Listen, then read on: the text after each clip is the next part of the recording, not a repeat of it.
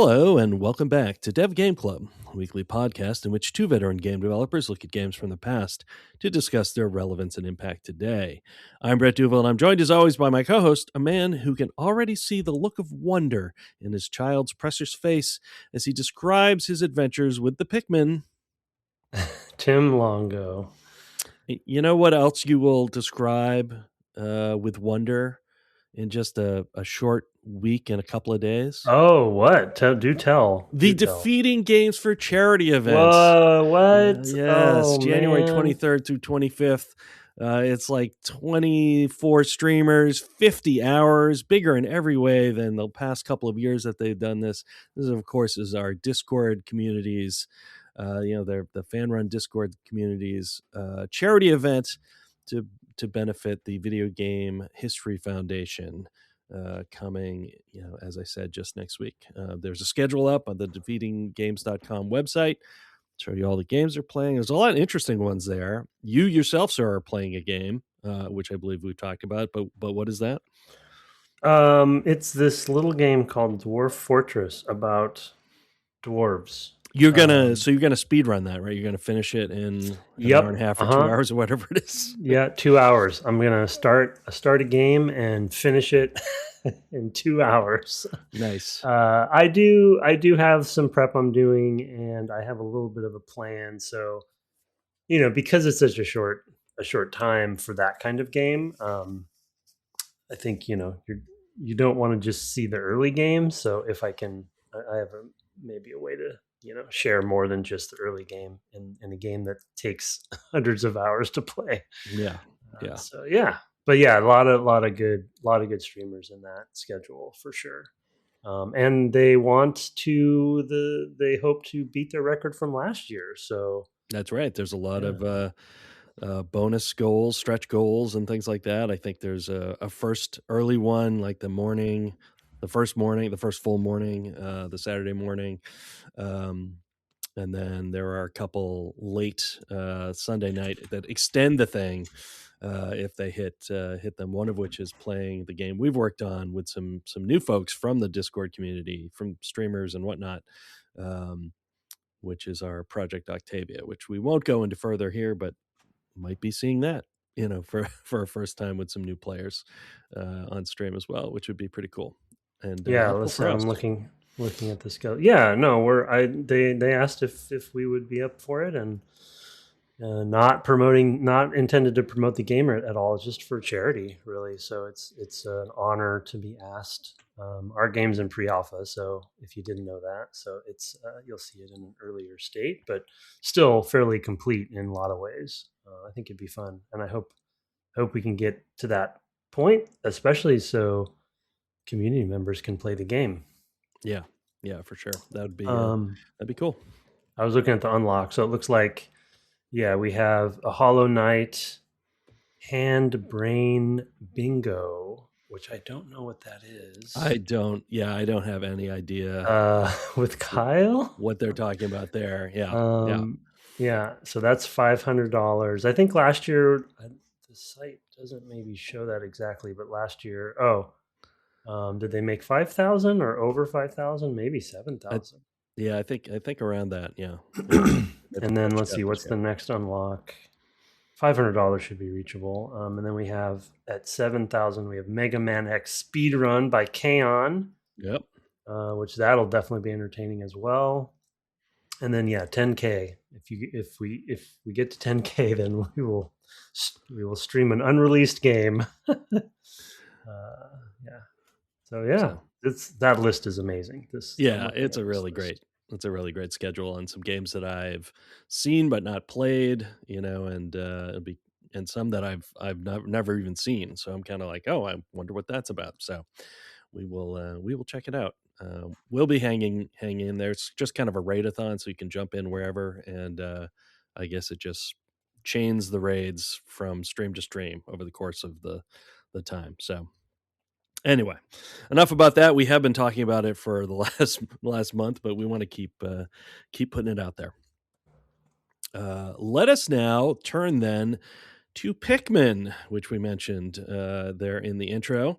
We are returning to this game after a little while, and I wonder for you, was there anything you had to relearn? I'm going to take us in a total different direction from our original starting point. We had an unfortunate technical issue last night, and we are recording the first part of this podcast again. I'm going in a different direction, keeping it fresh. Wow, yeah. I mean, as it goes with podcasts that lose recordings, all of our best thoughts were in that recording. That Yeah, sorry. you'll never hear. It was a perfect. There was a perfect run. gem that came out, a diamond, and it's lost forever. We'll never remember it. No. Yeah, no, that's a good point. That's a good question, actually, about returning. So it's been like I think you said maybe 6 weeks or something months like or that, something. 5 or 6 weeks. Yeah, just through the universe, and ended up being that way. So I was like, "What's this game again?" To be honest, like the controls were really the main thing because it's not. Not only is the game itself non-traditional in many ways, even though it is equated to some genres like RTSs and puzzles and things, but the control, because of that, the controls are fairly I mean, they don't come to me intuitively, I guess I'll say, right? Yeah. Other than moving the character, but moving the well, Pikmin around. you're also playing on a non-standard controller because you're playing via the Switch, right? So yeah, right, which is maybe not ideal. I was going to say maybe even less intuitive as a result. Yeah. For instance, the L1 button with the right stick that lets you direct them more precisely on the Switch, because I only play in handheld mode on the Switch, on the original Switch, which is smaller, of course, than the Switch 2. That's just a nightmare because the L1 is a tiny button, and then holding that down and only hitting it's just so we'll talk about that more. We'll talk about the sort of autonomy of the Pikmin, I think, more maybe in this episode, but or the semi-autonomy, and so it's been frustrating because I'm kind of always I'm low on my blue and yellow Pikmin, and so I'm trying to be really careful with them, and if they kind of wander someplace I don't want them to, it's pretty frustrating. Yeah, I have accidentally thrown a bunch of Pikmin out of the world at times. I think. I didn't know you could do that. Well, I think on the Force Naval, the third level, I think it was, there are best level name ever. Yeah, where you can throw them out of the world, I believe, or at least to a place that they can't path back from. So they get stuck. Just leave them behind when you leave for the night. But I have so many blue Pikmin. A monster. I've got like 150 blue Pikmin, so I'm pretty good on that. It's the yellows that I was running low on. Yeah, for me, the thing I mostly had to get back in the swing of things, and this will actually tie into a different topic, is just sort of like what mission I was trying to accomplish on each level I had opened. Just sort of like, what was my next goal? Like, what had I opened? And what did I still have to open? Because, and this is the other topic, is that, that I was only on my fourth day, I think. I'd only finished my fourth day when I started again yesterday. And the fifth day had been a day I had played multiple times, many times, and still wasn't happy with it. So I was in this weird state of like, well, I know I did this thing, but it's like I did this thing 5 or 6 weeks ago, and actually I didn't save that. So for me, it was like, okay, what is the state of all of these? Like, I didn't even have the map yet. Because that was one of the things that happens kind of for me on the fifth day, I guess. I got the map thing. I was like, oh, I re-got the map, whatever, the radar, I guess. And so I could look at the map and make better plans. So it was very, I mean, in addition to relearning the controls, it was sort of like, oh, I didn't even have the functionality I expected when I started, and couldn't really kind of remember what I was doing. I thought about starting all over again, but decided not to, and it's been fine. So Yeah, that's a good point because I mean, to the same question, now that you mentioned that, in my first couple sessions for the last episode a couple months ago, I hadn't felt the need to replay days, but this time I definitely did coming back because yeah, to your point, I had to reacquaint myself with the levels themselves.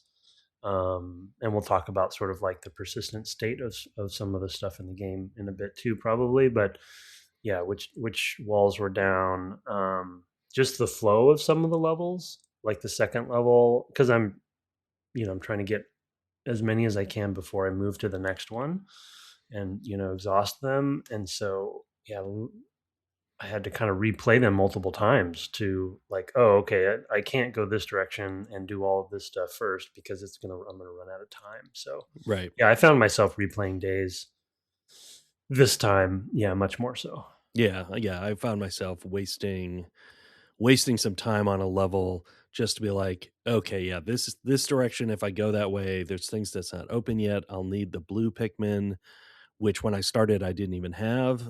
Yeah, me too. So it was a kind of like, oh, I'm missing things, and I found that like there's also just kind of the overlay of like I've played this before, so it's like there's another layer of confusion where I can't even sometimes remember, like, do I get a thing that helps me do this, or do I have everything I'm going to ever have and I'm just kind of forgotten. I'm definitely having moments like that. But yeah, so it's a little difficult to come back to most games after a while away, and this one in particular with its the buttons are a little more intuitive for me because I am using the controller for which it was designed, but it's not perfect. And when you were saying the L, I think it's actually LZ. I can't Yeah, remember whatever it's called. whatever they call it on the on the Switch, because it used to just be the Z button, um, on earlier controllers, but now it's like the the LZ. Oh, LZ because Jesus. I know it's the worst, because of course you can't just name them the same things as everybody else. Well, Everything, they would say the same thing to yeah, the other I know, yeah. platforms.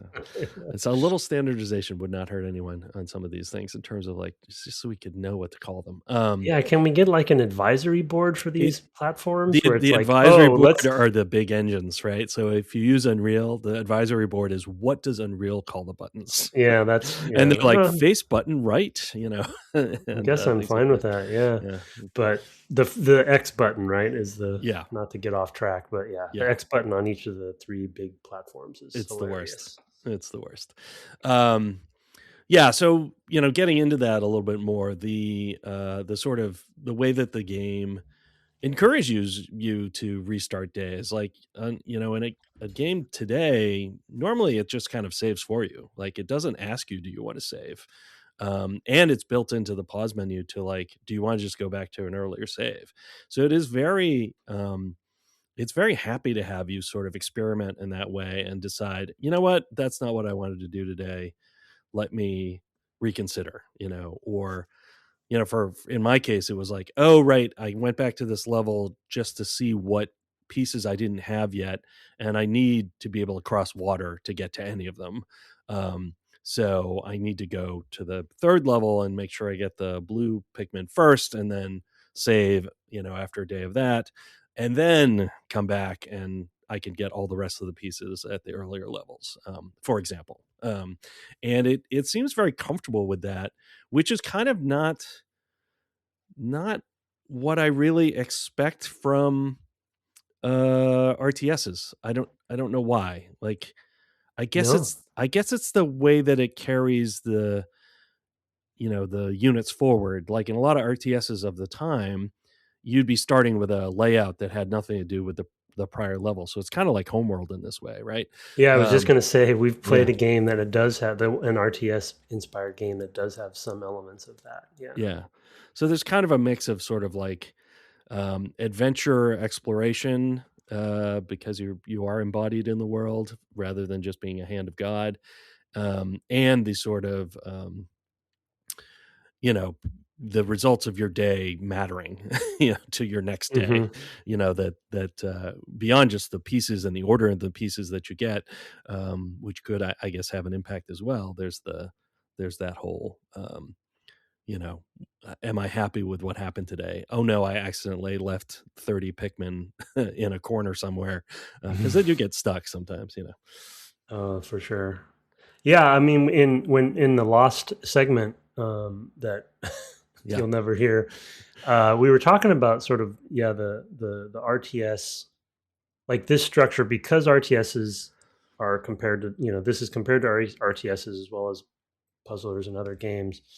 You naturally think about the StarCrafts of the world or what have you, and compare there. And we were talking about how the structure is usually very linear, very like play the campaign mission fully. It has a beginning, middle, and end, and then it moves to the next. Usually because the story is pretty integral, as silly as that sounds, I think, to the RTSs. It's like Well, there's events. events. It was a events goal. happen. It was a goal of certain RTSs, especially later in, StarCraft 2, for example. I think is a very Yeah, I mean, even the Red Alert and Command and Conquer, right? I mean, FMV that's true. was a thing, right? Space. It's like they were even doing movies. So it's just such a funny. We maybe talk about that someday in another series. But my point is, like, we were talking about how the structure is so different, even though this has RTS elements. And then I was thinking to myself as you were talking that we didn't say in that segment was, I mean, puzzlers are also often pretty much play the next puzzle, play the next puzzle, play the next puzzle. And these levels, one thing I love about this game is that the first couple are pretty small, right? So they're pretty focused. But the latter couple are very, I mean, me and sandboxiness, they're fairly sandboxy. It's like they're meant to be returned to. They're layers of the onion, as they say. They have different flow paths and different gates and different locks and keys. And like you said, with once both of us in this session in this phase got the blue Pikmin finally, that opens up new doors, because those are keys to locks, keys that aren't keys. We got to mention that at least once. Mm-hmm. And so I'm just reminded that any genre that this could be compared to, it's just so different and so structurally, flexible, but also encourages that replayability. And then you mentioned Homeworld, almost as I was thinking about it too, that I had forgotten. Homeworld also is sort of this, I should replay that level because I lost too many ships, right? And we don't have to talk about the dynamic difficulty or the tuning side of that, which was weird for that game. But taking that out of the equation, there still is that sense of persistence with this, which this also has. And I also was trying to think, I wanted to ask you a question related to Pikmin and Nintendo. And we talked about Splatoon, I think, in the first episode, and I think you appropriately said that, yeah, there's some newness there, but at the end of the day, it is a competitive shooter. Mm-hmm. Other than, the paint stuff is cool and different, but in the short, the very short sessions. But fundamentally, there's not, like a new genre being created. I feel like Pikmin is pretty close to a fully new kind of mixture of things, but what other, like, Nintendo hasn't done that in a long time. Am I blanking on something obvious? I feel like they've created a lot back in the day, like Zelda, Metroid, Mario. I mean, I would only say that they've sort of rebuilt with Zelda, going a different direction with Breath of the Wild. And then but that's based on other games, really. Yeah, to be honest, right? So it's like, well, I mean, the one that isn't, I would say, then is the Kingdom one. What's the Tears of the Kingdom, right? Where they've done all this sort of physics building stuff. Which that's fair. Which feels a little new and different. I mean, I haven't played that game, so I'm only basing on commentary. Yeah, I haven't either. Yeah, I know you put your 250 hours or whatever Breath of the Wild. You're like, I need a break. Having a hard time. Give me 10 years. So there's definitely that one feels like a thing. Even that though, right? I mean, building building sort of physics based things is not itself new either. I mean, that goes back to like, Yeah. Incredible Machine or whatever, right? There's Yeah. not a lot that's new under the sun, but that I think particular they, mix is a little different. right. So yeah, I mean, it's definitely. I mean, this is definitely one of those that is a little different in that regard. I guess the other thing I would say is something like the WarioWare games or something like that, where Oh yeah, I think you know, the micro games, that's a good yeah, one. I think you know, that's really hilarious. Because yeah, things like it's maybe very UFO funny. 50 or something like that have Right, been right. inspired by in other games. Well, I don't know. Those are not small games. There's Oh 50 really? 50 good-sized games. I mean, they're Oh not man, all that's huge. Yeah. insane. It is an insane endeavor that they made that. And Yeah, something I have to play at some point. we've had some questions I think on the Discord and through emails maybe about sort of like what do we mean? How could we compare this to an RTS and not necessarily defending it, but I think one thing I'm really impressed by all over again because I haven't played this game since it came out back in the day is how hard it is to describe and Yeah. how hard it is to define. Like yes, we always like even any medium has genre conventions that you're always trying to push things into like what like film of course, right? Like what kind of film is it? Well, we use genres to try to help classify and describe it to each other. And I think both of us always love those ones that you can't really. It's like, Yeah. well, it's a little of this, it's a little of that, but really it's kind of its own thing. And that's so rare. Yeah. And in video Yeah. games, even rarer, I think. Yeah.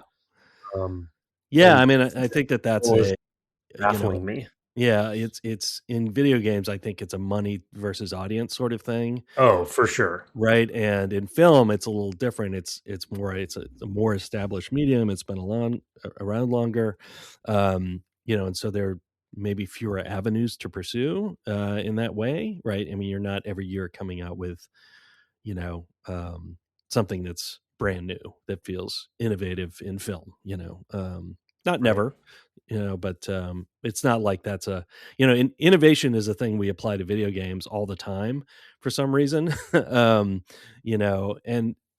it's I good. wonder if it's the software side, the software influence, Right, could maybe. be. Yeah, it could be. But it also does feel like we've explored less of the continents, of games Yeah. than in other Yeah. media that are more established. Um, Speaking of exploring the continents, one of the things Wow. about this as well that returning to it is that the persistent level state, um, of revisiting the spaces is another thing that you kind of have to remember if you come back to it after a little while. It's like, what have I done? What haven't I done? I mentioned it, and not just the pieces that you found, but literally like, oh yeah, I knocked over, I opened up this pathway, and that can actually make for replayability as well because in certain cases there are like, well, you have to do this before you do that. There are sort of like, you don't get access to bombs for the little yellow guys, until you've done this thing, like you've opened this pathway because they can't cross water. I'm thinking of in the forest naval area, but in general, it's like you could decide to do things in a different order. Yeah. I did a number of things in the forest naval before I even got the blue Pikmin. Oh, right. Yeah. And I did a few things and I opened up some pathways that I could, and then I'm like, well, what else can I do? And then I'm like, oh, look, there's a dot on the map I haven't explored, and I sometimes forget that I could just go there, like as Olimar himself, um, instead of taking a Right. bunch of Pikmin with me, right? Because you have to get the onion kind of on your own. So it's I don't know. There's been some interesting, like, oh yeah, a lot of the things I done might have been easier had I done this first. Kind of But that's a question. testament to it. Yeah, I mean, Yeah. again, going back to the sandboxiness of it, I mean, one of the things I always loved about RTSs, and I would say it's pretty fair to say you play way more puzzlers than I do, but I do play them occasionally. But RTSs are so systemic, and AI driven, the good AI. And and it's all about sort of like your build and how are you going to tackle this problem and what kind of base are you going to, so they have a sandbox element too, but it's very that genre is very much on the player's shoulders, and I think that's one of the reasons why it didn't maybe necessarily stand the test of time, because it's got a high requirement on players, I think. For better or for worse. But I love that it's also managing a lot of things as well. Yeah, right? plate spinning is terrible. Yeah. I mean, again, it's for some people, and if you're in a certain mood. But this one kind of Pikmin has a nice balance of that, and I think that in a way, it's sort of like RTSs are so stressful that it kind of needed something like Pikmin to come in and, again, it's not like they were trying to make an RTS maybe, but it sort of is a sibling to it. But it's almost like they needed a shake up, and another genre thrown in, and then the sandboxiness, and like you said, doing things in your own way potentially. And as listeners who've listened for a while know, like I mean, Brett's a completionist in other ways with his ridiculous platinum goals in life, but I'm a completionist as well in other ways, in specific games that I'll go too deeply into. And with these levels in Pikmin, I love this. I always love the concept. There's even a little Metroid, I think we talked about in the Lost segment, the last episode, where you're like, you see that door, or you see, like you said, you see that ledge or something across the water, and you think to yourself, how am I going to get there? And then eventually you get the blue Pikmin, or you get creative. And I love returning to a level and kind of quote unquote completing it, or finding every nook and cranny that I couldn't do the first time I was there. Right. And that's a similar feeling to Metroid, or whatever. And so Nintendo does have these I can't think of a better word than paradigm, even though I hate that word. But paradigm's fine. I know. I just overused it in my 30 years, and so I'm trying not to use it as much. But yeah, they have these paradigms that they obviously return to that are, I think, fundamental to video games that they help to define for everyone else. And to see them employing those paradigms in a new game series, because they also, when Pikmin came out, they hadn't done a new IP in a long time. Right. They had redone Mario and Zelda and Metroid and all of those, but Pikmin, I remember being a kind of a big deal because it was like a, top-ish tier, new IP that was Miyamoto driven and stuff. And so people are like, what is this? And it's still going today. So I don't know. I just really, returning to levels, the fact that they let you do that. And then the other point I wanted to remake that I said in the Lost segment was, I wish that there was an RTS out there that had this kind of structure. Yeah. Other than, because Homeworld isn't exactly the same, because you don't need to return to levels. It's more of like, are you going to replay a level for a better run? Right. But I would love like a StarCraft kind of game where the world is sort of semi-persistent, and you can go back to, and somebody probably is going to write in and say, there is a game like that. It's this. Yeah. Right. And I just don't know about it. But I would love to return back to that one mission level and play it in a different way. And my choices the first time I was there, like say I blew up a base the first time that was optional, and then I return the second time and it's still blown up and it gives me some advantage. Like, I would love an RTS like that. Yeah, or disadvantage, right? Or disadvantage. Yeah, maybe you lost something. You're retreating and you're like, oh no, now I can't hide behind that building because it's been taken down. Yeah, for sure. I mean, one of the risks, and of course this is true of Metroid as well. Although I think in Metroid it's a lot more clear, what's going on, is that some of the things that you are. So there are some things that look like you should be able to do them that you can't because you don't have, for example, the blue Pikmin. And my example again from the last segment was, there's a box that can be pushed to create a pathway for Pikmin, and then there's actually, and we'll get to the mini boss puzzle next, because there's essentially a mini boss behind that, the like 3-headed bird thing that comes from underground, but you can't actually get to it without the blue Pikmin, but it just at the edge of like how far you think you can I throw know the the red one you're Pikmin. talking about. Yeah. Yeah, and so it's like it's just a little further than I can throw the red pick. So I kept thinking that like I wasn't doing the right thing, and it's possible that I wasn't. Again, it's still possible that I wasn't doing the right thing. I just, I found like, oh, this is if I have the blue Pikmin, I can just do it. Like I don't have to like find the right place to be and throw them exactly right or anything like that. And allow their autonomy to kind of take over. I can literally just put them where I want them, and they'll, I get 10 of them up there, and they push the box out of the way, and done. Bob's your uncle. So it's it's kind of the flip side of that. Is like you don't know when you are up against a skill problem versus a you don't have the right thing problem. And like I said, that's way clearer in a Metroid. Because the door's a different color, and you're like, oh, I don't have the thing that does that color. Yeah. Yeah, I know the bridge you're talking about, and we think we know that Nintendo is notoriously playtesting heavy, which is obviously a good thing in our opinion. But that bridge, I think, feels like an example of like they must have gotten some poor feedback on playtesting on that. Because I agree, you can throw your red Pikmin on top of that thing, and they're kind of near the edge of it.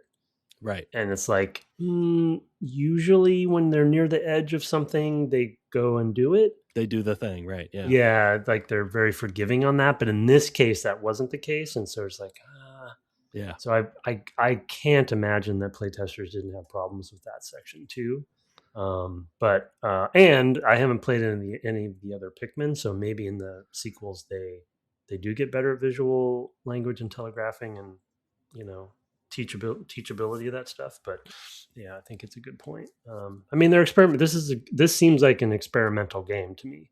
Yeah, where they're experimenting with stuff, and you're gonna break some eggs in that process. Yeah, for sure. Or just figure out what works and what doesn't. I mean, it's probably the sort of thing where we've talked about this a million times where and playtesting is what helps address this, is like the people who are developing it know that you have to come back, right? Or they know you can't throw it that far or whatever, because they've been with it every day, and you become blind to the fact of something. So for somebody who doesn't have that context, so yeah, it's definitely a thing that I find myself understanding and struggling with. It's sort of like, it again makes you want to go be like, oh, okay, well, I would not have spent any time going over there at all, until later, if I had realized that. And it makes you think, well, if I were to play it again, I would only focus on the things I know I can focus on, to kind of optimize and,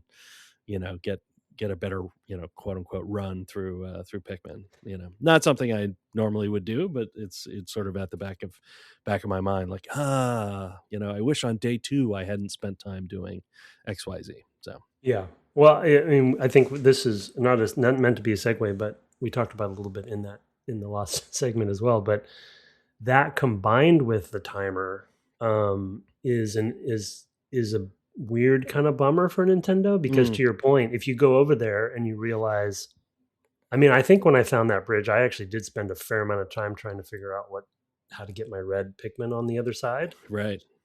And the timer's ticking, by the time you realize, timer for the day and the timer for 30 days. So 2 timers are ticking. Yeah. Right. And then the punishment for me in that case was I just had to restart the day. And I was like, well, that doesn't feel good. I don't want to replay. So that, the sort of one of the game development tropes is, it's never the player's fault. And that is one of the examples to me where it's like the developer definitely, you feel bad as a player. It's like, well, how was I supposed to know? It's like, it's not a play it better, answer to that. It's like, no, this. Yes, it's a learning. All they did was turn the box around, and they didn't teach us what turning the box around means. Right. Yeah, it's a learning through failure moment that it doesn't feel like you've really learned a lot. It's It's not a question of like the knowledge is the important thing. It's because, well, there's not a lot to know, in a way, in Pikmin. There's a few types of Pikmin, and some of them have some sort of damage resistance to different things, and um, and of course some are vulnerable to certain things, right? I mean, there's some are better at certain things than other things, but it's not like you're not like constantly learning things, so it's a little different in that respect. I mean, you wouldn't want to be. I think this game is strange enough as it is that like adding more to it in that way would have been um would have meant it was a one and done kind of game. I think honestly, I think it would be too much for the player to know. you Yeah, know fair. Yeah. it would ask too much of players, I think, to be constantly learning new things. I think that there is some depth there, but it's kind of like not important depth in a way. Like, you have a bunch of Pikmin, you can kind of overcome any enemy type, if you're just keep going at it. You will, if you have enough Pikmin, you will win. So it has that kind of, brute force will work, even if there's a better thing to do, right, in that case. And I think that kind of should bring us to the mini boss puzzles, and in particular your story of having a little trouble with one, because you thought you were learning a thing that turned out not to be true. So Yeah. why don't you tell that to set it up, then we can talk about the sort of quote unquote boss fights a little bit more. Yeah. Yeah, I think I'm gonna have a real. So I was debating whether I was going to replay that day or not. So I'll explain the situation in a second. But to set it up a little bit, I was debating on whether I was gonna. It was such a catastrophe that I was like, I should really, because I lost a lot of blue and yellow Pikmin in the process, and that I was going to replay, but then I didn't. So now I think I'm going to have a hard time digging myself out of that hole. Anyway, so in my case, it was I think it's on the second level, right? There's the Right. Yeah. The second metal carapaced bug that shoots boulders out of his mouth, I'll say. Yeah. But then intakes with his nose. Yeah. He's got a little nose on top that like has one nostril, and then a big looks like there's a character in Mario that looks like this. But anyway, and then he sort of looks a little bit like the squid characters.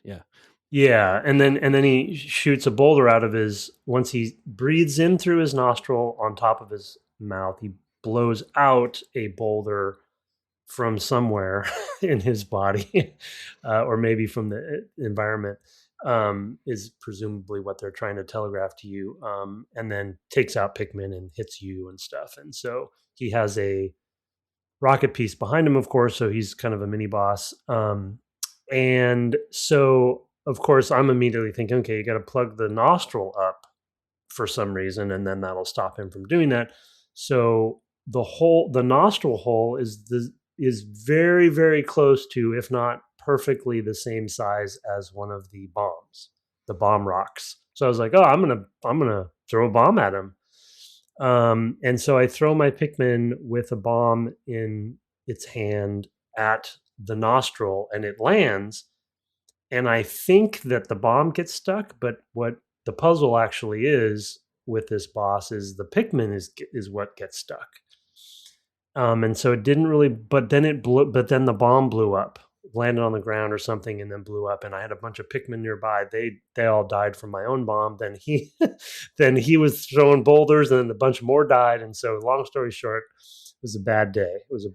But that day I had already gotten 2 pieces of the rocket. So I was like, I'm already ahead. I think I can recover. And for science, I decided, let's see what a catastrophe does in this game, how hard it is to recover. So next episode, let's see how hard it was to recover from this, because I think I literally have 1 or 2 of blue and yellow Pikmin right now. I have like 150 or more, whatever the max is of red. Right. But of those 2, I'm going to have to rebuild. So I want to see how the game handles that.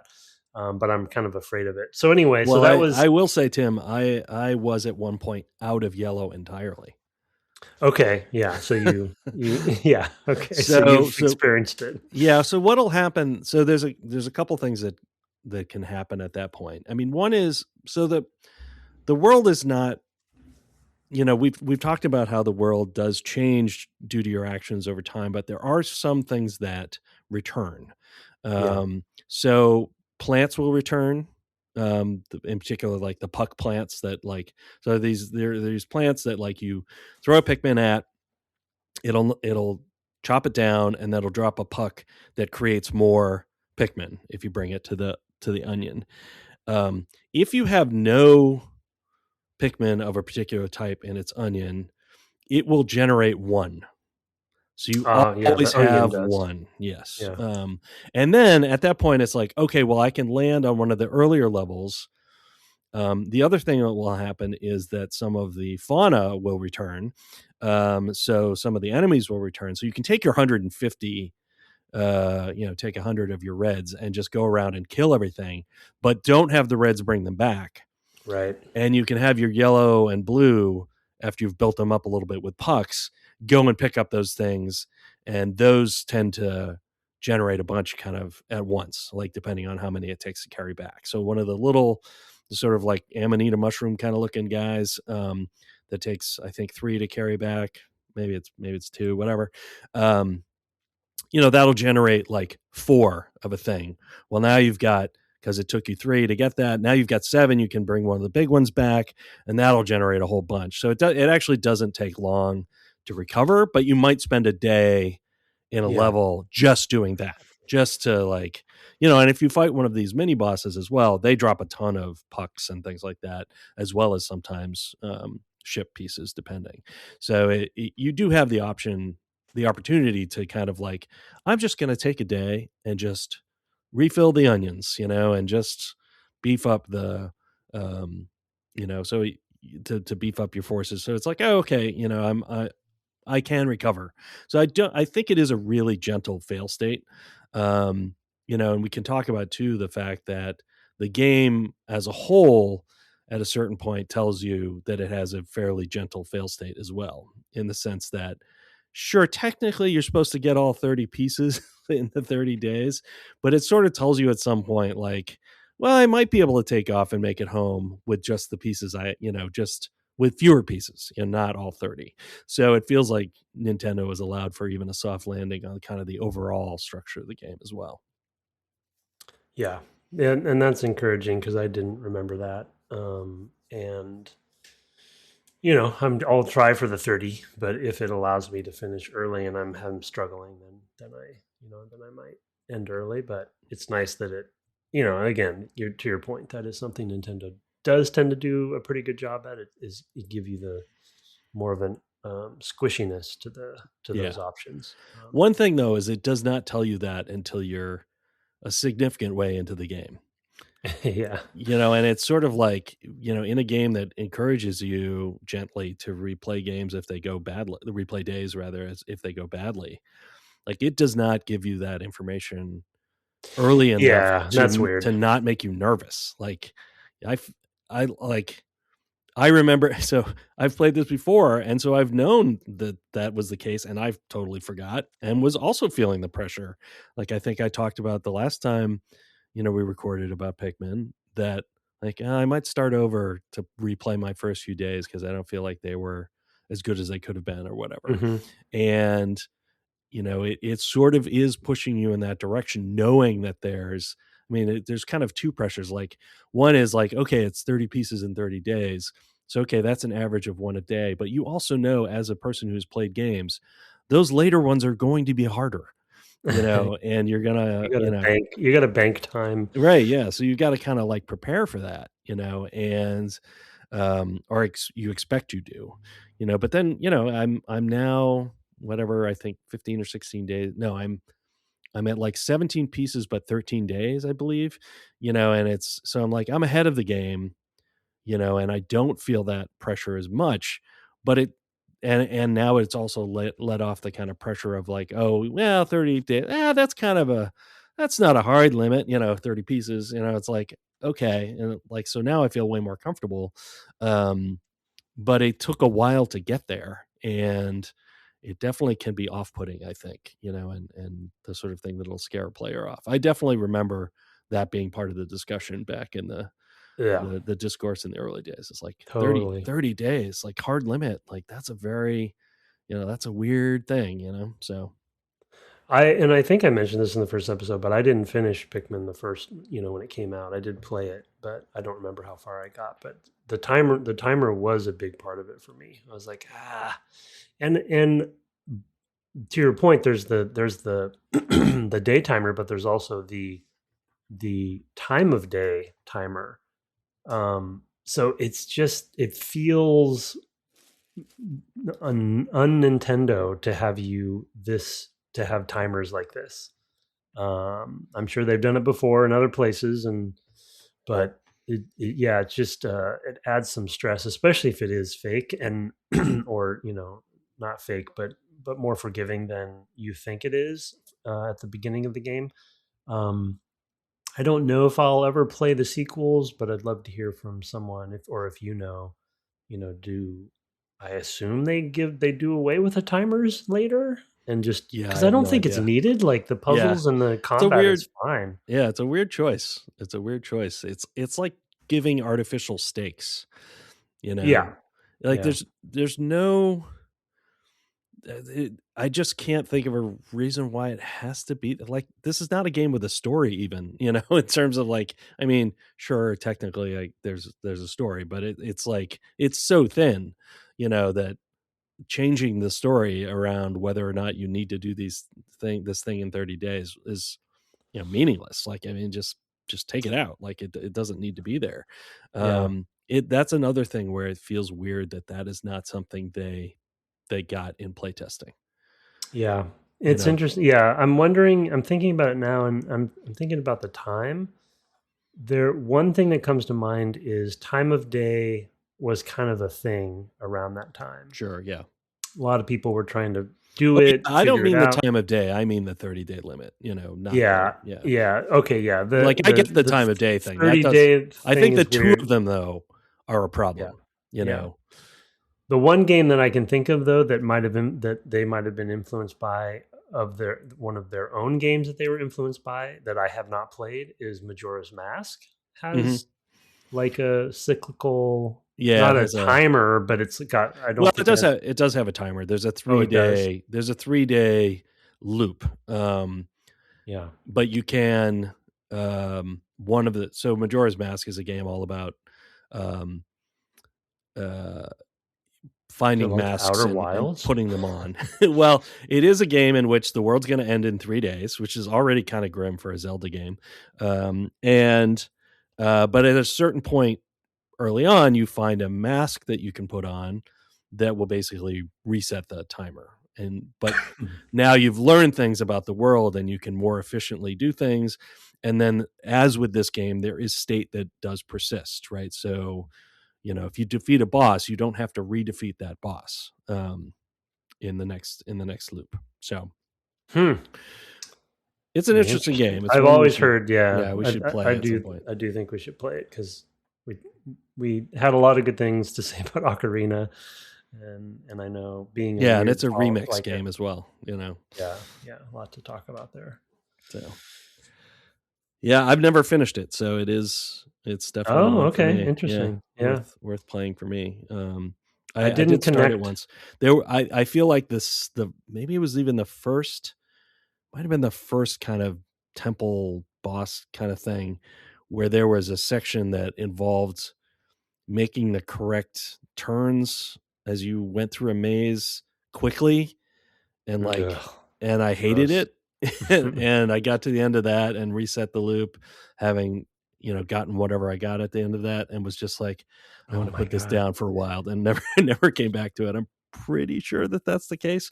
Gosh, I never connected the two, but there's a section in Outer Wilds where you have to do that. Oh my goodness! I mean, you're on a pretty forgiving timer, but right, it's the same thing. I've never. I can't imagine that Majora's Mask was not an inspiration for Outer Wilds. Oh, I'm sure it was. Yeah. Interesting. Time loops in games. Anyway, Yeah, I mean, we're even replaying time re-recording this podcast. So, Yeah, for um, sure. have you run into any other mini bosses, or do you want to talk about the combat at all anymore? Because that Um, one's okay, is interesting. I think a lot of the enemy types are just kind of interesting and fun. Like there's one that I guess it's on the fourth level, the distant pool or something like that. Um, that like flies by and will pick up a couple Pikmin and like plant yeah, I them haven't far gone away there from yet. you. Oh, okay. It's a really cool enemy. It's sort of like a flying enemy, and those are a little hard to take down because the aim onto them, especially the smaller ones, is not good. Like there's like little hornets and things as well that are similar. They're flying, and you can only do a lot of damage to them when they're on the ground, just because it's hard to hit them. Um, but you knock them down, and it feels good, and they're on the ground, and you're kind of like beating the heck out of them. But there's this one that will like at a certain point, I'm like, where'd my I had like 40 blue Pikmin. I have this piece I want to get back. I need 30, and I have 29 blue Pikmin. Where'd they go? And I went Mm, back, and sure enough, there were like blue Pikmin just planted in different places. I'm like, what's going on? And then eventually, I don't know why I missed it. I guess I went fast, and some of the Pikmin had flowers, so they were keeping up with me, and some did not, and they right. lag, right? So they sometimes get stuck as well. So the pathing is not perfect, um, as it never is. Woes of a computer programmer. Um, it's so yeah, it will swoop in with these two like hanging hands from its body and just like grab them and then start flying away. And it'll drop them and they'll replant somewhere. So you end up with Pikmin that are in the ground, kind of, near where they were stolen away from you. Mm. It's very funny. I like that one a lot. So Yeah, I haven't started Distant Spring yet, I think is what it's called. Distant Spring, I right? just unlocked it, and I don't think I've seen as many enemies as you have maybe so far. So, but so far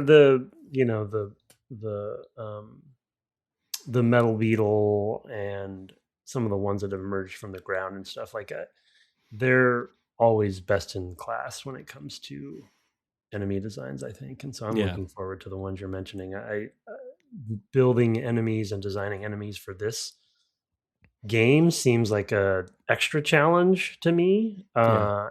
And but I will say, to your point on the combat, I don't love the throwing.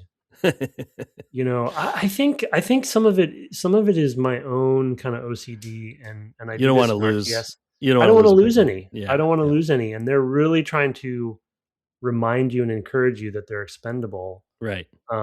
But there's a really big tension for me there because they've made a very cute game, Yeah, and expendability in that situation is not really, they're not compatible in my mind. yeah, yeah, yeah. I Yeah, the don't loss want to aversion lose is them. yeah, the loss aversion is high, right? And it's also, as you pointed out, like, sometimes you're gonna lose a whole bunch, and, like, he remarks, and we can talk maybe finish off with the Yeah, he makes diary. it worse. He He makes makes it it worse. worse. Olimar is like, when you because I also had an area where I lost some yellows because I threw a bomb, but I actually followed it up with two regular yellows because I didn't separate them out first. This was on the relearning phase. And at the end of that day, he was like, I saw the faces of horror as they died. It was like, it was suddenly we were like, an apocalypse now, Yeah. talking about the loss of the Pikmin. So he really just pours salt in the wound when you lose Pikmin in new ways, I guess is the interesting part. Yeah, yeah, and it is nice that they would comment on that stuff and are dynamically reacting to the players' actions and doing some training for you if you didn't realize what you did wrong. But they try at least. But yeah, it's such a funny. I mean, I know they're technically plants, but Yeah. yeah, you're gonna once you walk through that door, and make something that lovable, you really got to be careful, I think, especially for players who don't like to lose units. So yeah, maybe it's just a hump I need to get over, and somebody will say, "Well, that's just Pikmin. You're playing it wrong." Yeah. But But when I play RTSs, I am fanatical with my units. I feel like I really whenever I launch an attack where I know I'm going to lose units because it's just strategically that's what's going to happen. Just it's not a good feeling for me. So Yeah. I got to get over it, but yeah, Yeah, it's I mean tricky. it's I mean part of it is that both you and I are also people who lead people. So it's like you Yeah. feel a responsibility to people that you lead even if they are plant people. So not that I've had a lot of plant people work for me in the past, but it Just a few, yeah. just yeah, just one or two here and there radishes, I guess. A little better. Get a lot of that in engineers. All right. Well, I think we've covered all the topics that we were going to cover today. Oh, I And want to mention one oh, thing yeah, really quick. I please. see in my notes we didn't talk about in Okay. pre-show. The music is so delightful. I know it's silly to say that for a Nintendo game because that's always the case, but the even just the menu, the not the menu music, it's one of the it's one of the UI screen music, starting off a day, ending a day, like it's so spot on. And I think it adds to that quaint playfulness of the game, of course, which also means dying. I mean, they even have ghosts when they die, and they make a Right. little sorry, little sound that just makes you feel sorry. Uh, anyway, the music I just wanted to call out is just really. We'll have to look up the composer, but I or have it is composers. is Hajime Wakai. Okay. Apologies if I am pronouncing that incorrectly. But yeah, it is a delightful soundtrack. And yes, that is generally true of Nintendo games, but it is true of this one and is worth remarking upon. Well, and Um, I think the reason I want to bring it up is, and I'm not a big Splatoon player, so I can't comment on that game, but a lot of the other franchises, there's usually melodies that they have as foundational cornerstones already, right? From right, past right, games, like the original Mario, the original right. Zelda, the original Metroid. Like those songs, those melodies are burned into our brains. When I hear any version of the Metroid, you know, theme, I get goosebumps. And they've done it so many times, no matter what. And so to come up with new catchy tunes like this game that I'm sure in the sequels, it's like you're like, oh, that's the Pikmin song. That Hmm. is just so hard to do Yeah, well. So yeah, for sure. Okay. Well, now that we've gotten that out of the way, yeah. let's turn to email. We have one that is basically a review that was sent in. It's described in the email. So just go ahead there. This was sent, of course, to devgameclub@gmail.com. And then I have one on the other side. Okay, Podchaser review from Benamanjaro. Benamanjaro? Did we ever Benamanjaro? I don't. Benamanjaro? All right, Could it that's be how I'm like gonna go with it. Kilimanjaro? Yeah. Okay. They're fair. Yeah. Benamanjaro. I think you're right. That's great. Okay. I love it. I know Benamanjaro's written in before, but hello, Benaman. Hey, Brett and Tim. I've been a listener for a very long time, and I figured it was time to show the love. Unfortunately, as an Android user and a Spotify listener, my options were limited. I learned that I can only give you 5 stars on Spotify and that my heartfelt words of appreciation found no place to land on that platform.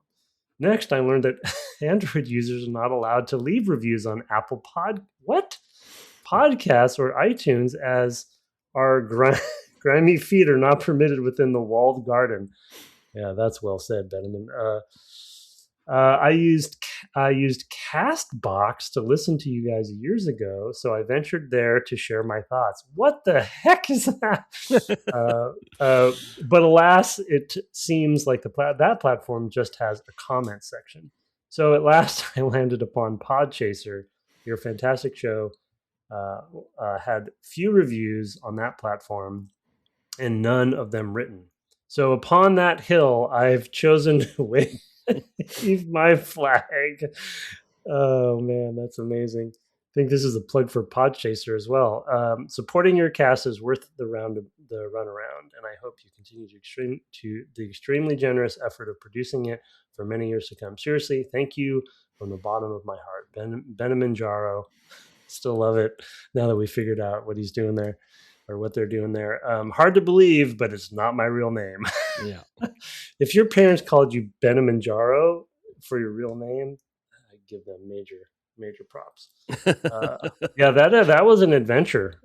I haven't heard of Castbox. I use Overcast. Yeah. Overcast. Yeah, but I also use Overcast. I don't remember what their review. How I don't think they do. I think Overcast is just thumbs up, thumbs down. I think it's extremely minimal. Yeah. Well, thanks for this journey then. Yeah, we appreciate it. And maybe I need to go check out Podchaser because I don't think we've actually read the review. But anyway, or maybe that's the review. Hard to say. Anyway, thanks for that. That would be funny if the review has still not been read. Right. And it's over there at Podchaser. Don't go to Castbox, whatever that is. Whatever that is. Flash in the pan Castbox, I guess. All right, we have one here. The subject is New Year, same dip. You ought to refrigerate that. And I bet you can guess who that's from. It says, Happy New Year, Brett and Tim. As you were going over the end of year quotes and discussing the conversation between the developer and player created through level and narrative design, made me wonder how settings, especially in 3D games, fit in. Settings meaning like options, graphical options and whatnot. In the game I'm playing for the charity stream, there are detail options for meshes, textures, and special effects. The game can look anywhere from a nearly abstract mishmash of floating polyhedrals up to what was state-of-the-art realism at the time, leaving it up to you to choose between frame rate and eye candy. There's also games that can go the other way, using graphical constraints as a feature.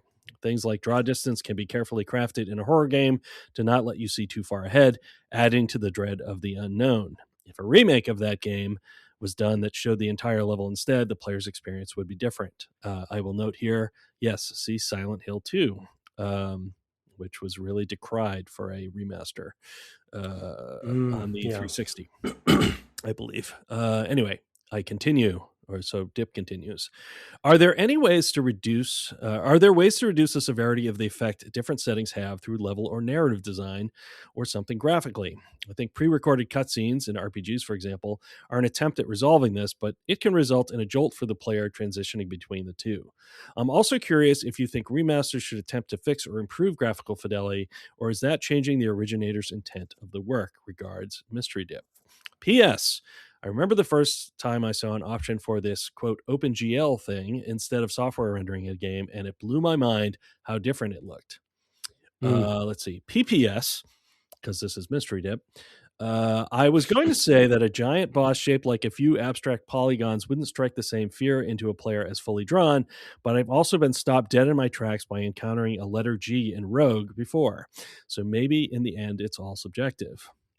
PPPS, starting the year off true to form, I guess, I got a feeling of deja vu that I had sent this email before. I went back through and listened to every email I had sent, which was easy thanks to the show notes, and came across one about increased realism resulting in uncanny valleys, which may have been where my mind was. I did also answer a question I had asked on the Discord during the holiday season where I had pondered if a 12 days of DGC had ever been done. Turns out it had been done 2 years ago by me. Let me know if you see my marbles anywhere, since I seem to have lost them. So there we go. Oh man, we're getting the year started right with the full Mystery Dip experience. Mystery Dip. Oh, pure Mystery Dip situation. Okay, so to the original question, I mean, it's not like somebody else is coming in and setting the settings, right? I mean, it's the development team, and ideally, when you're spending the time figuring out what those settings will be, you are spending the time to figure out how you are going to best preserve the experience despite a lower end machine. But I think the rise of sort of recommended specs for machines playing the game are kind of the point at which they're saying, well, if you're going below this, we're doing our best for you, but it's not the same game. I think that's kind of what that recommended target would mean. I mean, I think we're mostly talking about PCs here, although with the advent of two versions of hardware in different generations, this generation in particular, like a PS5 versus a PS5 Pro. I guess there was also a PS4 Pro. I know there was out of the gate there was Xbox S and the Xbox X or whatever. Yeah. Yeah. So there already are, coming out of the box, and I tend to go for, I have a 30, hertz brain. I don't have a 60 hertz brain. I can't really see the difference. So I just go ahead and be like, yeah, make it pretty, Monster. I know it is what it is. I have the brain I have, and I try to make up for it with memory. So you've got that Wow. 60 hertz brain, but you can't, you won't even remember I said this next week. I have a 10 hertz memory. Anyway, what are your thoughts? I will also say typically, the people doing those settings probably aren't talking a lot to design about like what to do. And they often come in quite late. So it can be a real, especially earlier on in, development history, it can be a real mess. So, yeah, I mean, I'm trying to think of the things that come to mind. I mean, I feel like this is a deep topic we could spend a whole episode on, but the two things that because he also talked about remasters and kind of like, how do you what? And I think in the email he kind of summarizes it as that it does maybe that it really comes down to context. Yeah. And goals for the product, because as we know now, which is crazier than it's ever been, to be honest, that there's different goals with remasters now too, right? Yeah. There's games that are remakes that are trying to be spiritually like the Resident Evil games, right? They're kind of it's supposed to be spiritually the same game, but they're not really. Yeah. Then there's the remasters. Then there's just like the ones that are just up-resing. Yeah, or reboot. Or reboots. Yeah, reboots, a whole nother category. So there's just a lot out there. You're redoing the same game. I mean, in a way, Resident Evil, the first one is practically like the version we played. Was quite well. I played a remastered version besides, but my recollection is like there were two versions even on the PS1, and the look of the game changed a little bit as a result. Like the game was originally they've had so many, right? A little more like the cutscene, Yeah. I remember talking about that at the time. The details are a little sketchy, but yeah. The two points that I wanted to quickly make was one, I appreciate when developers when they're including settings, especially on remasters or remakes, when they're including settings of any kind. I really appreciate when developers put it essentially in the hands of the players, where they give you enough settings to do what you need to do for your performance, maybe on a PC, but also to do enough to allow you to play it the way that for the reason that you bought it. So the two examples, one close to home, and both are favorites of mine. But one I worked at Halo, the original Halo 1 remaster they did. They're doing a new one now, yet again, of course, but for the anniversary. But the first one from the Master Chief Collection that they did for Halo 1, that I think actually Saber was maybe the developer on, but they had a toggle where you could turn on the original graphics. Right. So as we discussed in the podcast. when we played it. Yeah. And so that is an example for me of you're coming to this game for various reasons, but one of them might be nostalgia. You might want to see the difference or play the difference. Right. And that gives you the option. And then the other example I'll give is Warcraft and StarCraft. Actually, I'm not sure StarCraft did this, but the Warcraft remasters did, where you could turn on the old graphics with the new graphics, and it's just really neat to see that, right? But as far as like how it impacts the experience and where's that line, it's such a contextual question. I think like what is the goal and how far you go. But to your point, Brett, I think is a good one. It's really often not designed in a way. Yeah. It's really just like it's a practical problem.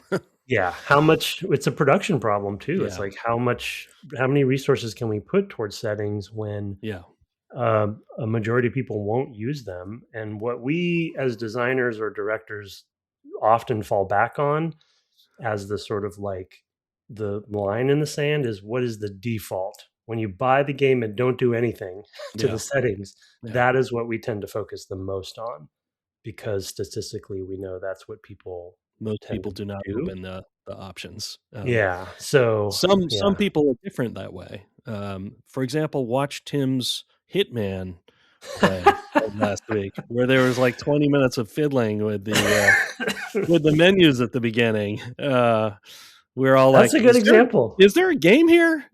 Were we coming to watch a game or a bunch of menus? What is this, a JRPG in here? And speaking of JRPGs, I don't think that the pre-recorded cutscenes were an attempt at resolving, the sort of visuals. I think it was just you could better tell the story if you pre-rendered. I don't really think that had much to do with that sort of thing. That's my read of. I don't think it has to do with settings and like preserving a uniform experience. I mean, I think you could not do the storytelling of I don't know, Final Fantasy in the PlayStation 1 era without pre-rendered cutscenes. You can do them differently, like as we talked about with, for example, Final Fantasy 6 or Chrono Trigger, but they have a different feel. They're still pretty expressive and interesting, but they, doing that in 3D on the PS1 was not really viable. So I think it's really kind of a different problem in that case. These days, funny enough, RTSs are the same way, right? It's like, right, yeah, you can't tell a good story with just the gameplay of the RTS, so they had to do these, Blizzard notoriously, right? Right, these yeah, of course, crazy cutscenes. They really built up their whole pre-rendered cutscene division to be a really incredibly powerful asset, for them. I can remember seeing the World of Warcraft, sort of character intros, where I guess they were sort of the playable race intros at the beginning of the game, and just being like, whoa, that was wild. But anyway, I mean, back to the settings. Yeah, I mean, I think the other thing that tends to happen is that if you're coming along for a remaster, as Tim already pointed out, often they're not made by the same team. They may not have anybody on it who were on the team. People may not remember what it was like to play that game, and so they may have no idea what the goals were for the game itself. I mean, I think that badly busted Silent Hill, No Fog, that's a good example. Remaster is like a classic example of people just not understanding the brief. They were trying to make something for new hardware, not understanding that some of the choices made were artistic, even if they were motivated by the hardware, the original hardware. So it can kind of go all over the place, but it is not a thing I think that gets thought about much in my experience. No, and I think if to Mystery's kind of macro, because I think there's many questions and many different tendrils of it, because there's different products he's asking about, and how it impacts it. But for the macro question, as he's asked, and as I'm thinking about it now, thanks for the question. If there's one thing as a player, I hope that because remasters are becoming more popular, that I hope that developers and publishers think about is, yes, there is the business side of why you're doing this, but really the most important thing should be thinking about the audience and the player. If we're going to make this product, why are we making it, and who is the audience? Is it the people who originally played it? Are we trying to get to a new audience? If it's a new audience, they're not going to care about settings. They just want a good experience. But if it's the nostalgic audience, like the Halo and Warcraft examples, maybe they want to have options to be able to down res it so it looks like it did, so yeah, there's just a lot of things there. But I hope that this trend, which is kind of a trend that's cyclical, to be honest, because this happens every few years or every 5 years, I hope that the audience is not forgotten, in that process. I don't know if he's referencing Tomb Raider in his OpenGL example, but I think I think we might have talked about it when we played Tomb Raider for the cast. But for me, that was it wouldn't have been OpenGL. It was Voodoo. Yeah, it was Voodoo. Yeah, yeah. I mean, there may have been an OpenGL renderer later, but at the time, I remember it was. Well, It was just the specifically hardware, Voodoo graphics. software. Yeah.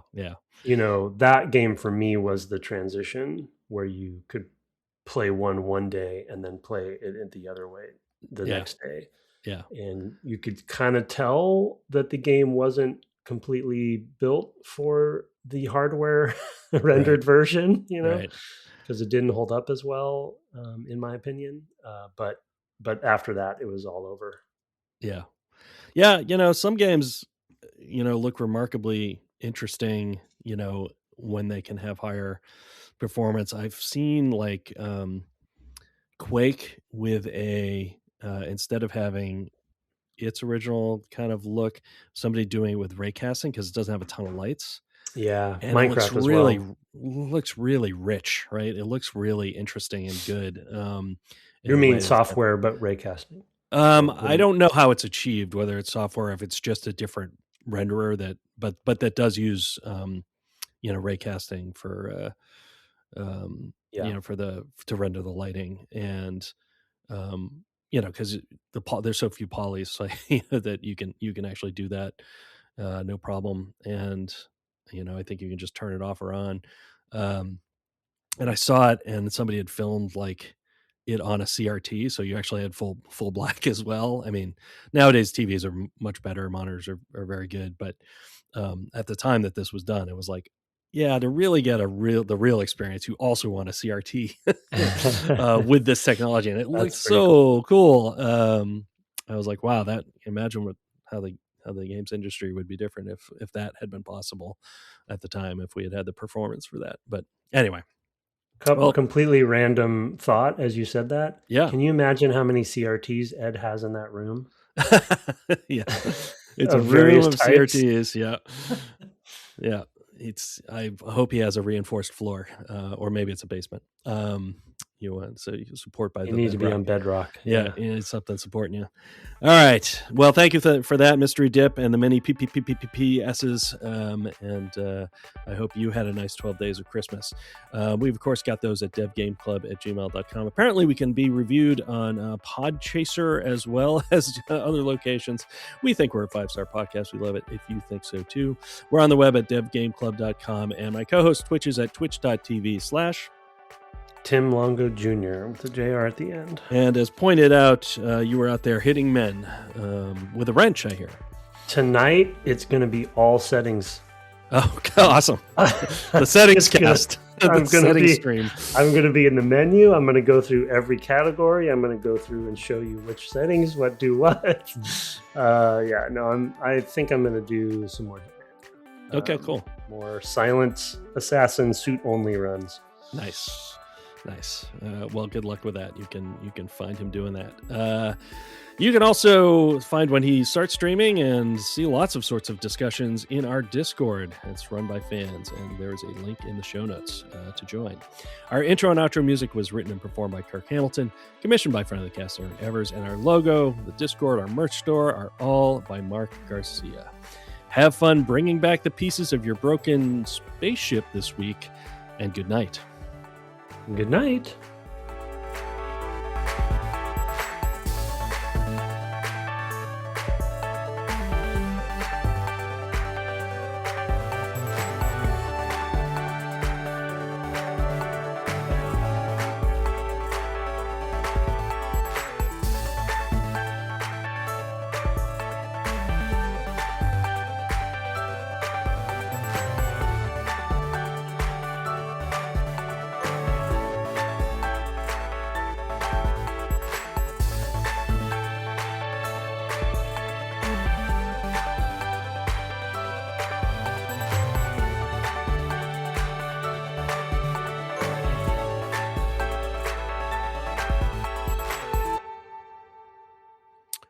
Does feel a little strange to do that in the middle of the day.